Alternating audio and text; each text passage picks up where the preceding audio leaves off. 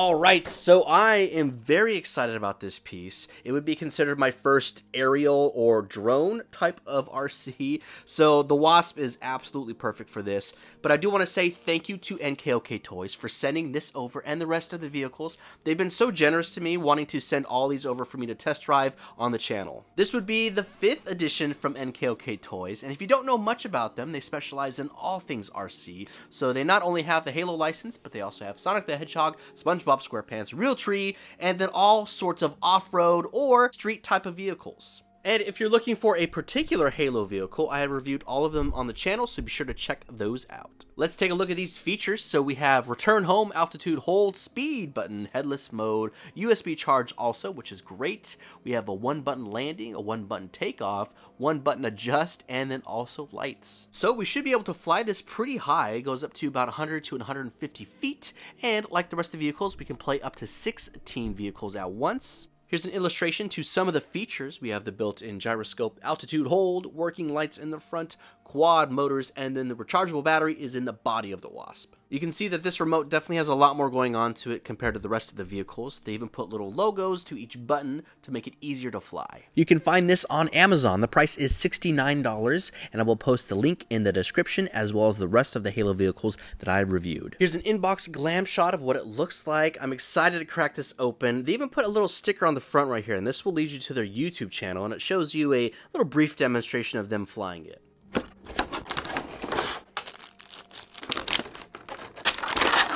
We're going to do things a little different here. I want to take it out for a test flight first before looking at the entire vehicle. But my initial thoughts are, I do not know how to fly this. I have no experience whatsoever. So the first few days of me getting it out is just trial and error, just trying to figure it out. So the controls are a lot more sensitive than an actual RC car. You can see my daughter was obsessed with this, and it worked out to my advantage. It would fly to the back of the fence, and she would grab it and bring it back to me. So after about maybe a week and a half, 2 weeks, I start to get the hang of it. The only thing I wasn't really good at was the high speed mode. I still needed to master that. I decided to turn my sights towards obstacles. I've seen like professional races on TV and stuff where they go through like construction sites and like tubes and stuff. So I wanted to kind of recreate that with my daughter's little playhouse. And you can see I almost get it with my first attempt, and then I fail. After that, I was determined to make this happen. Slow and steady was my approach. Side note, this does not perform well with like windy conditions whatsoever. It'll just take it away or it will ground it immediately. You can see I make it through, but I clip that wood at the end. So in my opinion, it wasn't a clean finish and I needed to redo it.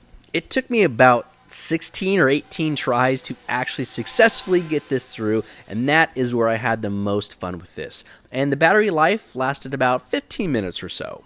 Alright, we are back from flying. So again, I just wanted to take it outside, get it in the sky, and see what it was capable of doing, because this is my first real drone type of vehicle, so I had no idea what to expect, and there is an actual big learning curve to this, but a good one. It was challenging in a good way. It honestly took me a few days to really figure out how to properly fly this. I mean, it's not like an RC car whatsoever. It's way more sensitive, and there's also other factors like wind. You cannot fly this in the wind because it will just take it away and ground it. But that comes with the territory for any type of plane, drone, or anything like that. So the controls are very sensitive. So these joysticks right here, when you turn them or move them from left, down, up, right, wherever, you only have to do it like a smidge at a time. I mean, if you go like this, then it's just going to fly all over the place and just hit the ground. So that was the biggest learning curve for me, is taking these joysticks and just, barely maneuvering it, to get it to where I want it to be. The battery that it comes with is actually pretty powerful. I was getting about 20-ish minutes or so of airtime with it. I mean, it just depended on like how much I was like trying to save it, from hitting the ground.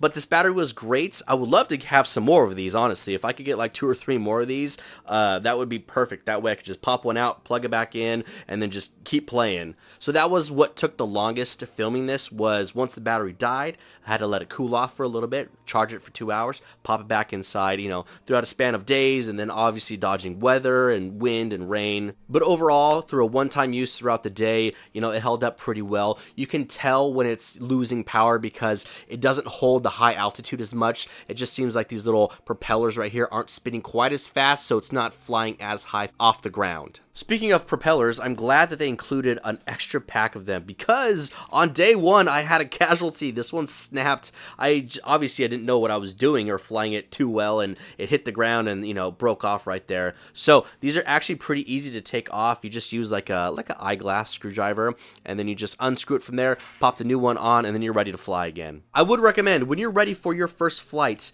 take it into some grass, get like a piece of cardboard or a piece of wood, set it on there so it has an even flat surface, and then fly it from there. That way you don't end up with a casualty right off the bat. I was actually surprised how sturdy this thing is. I mean, it's really light. Even with the battery inside, it's super, super light. So this plastic here is, a softer plastic, so it can take, hitting the ground. It's just the propellers that, if you hit it in the right spot, then it's going to snap off one of these blades. Through that week and a half of trial and error, it definitely took some, scuffs and a little bit of like battle wounds to it, but everything else is intact. The only broken piece was that propeller. So it's pretty sturdy. I mean, I crashed it into like my daughter's little, playhouse thing and, into the walls and then into the concrete on accident. So, I mean, it's going to take some damage, but overall, I mean, its integrity held up the entire time. What helps that is the plastic to the entire body of this is a softer plastic, so it has a little bit of give. So when you hit walls and hit, your daughter's playhouses, it can bounce back pretty easily.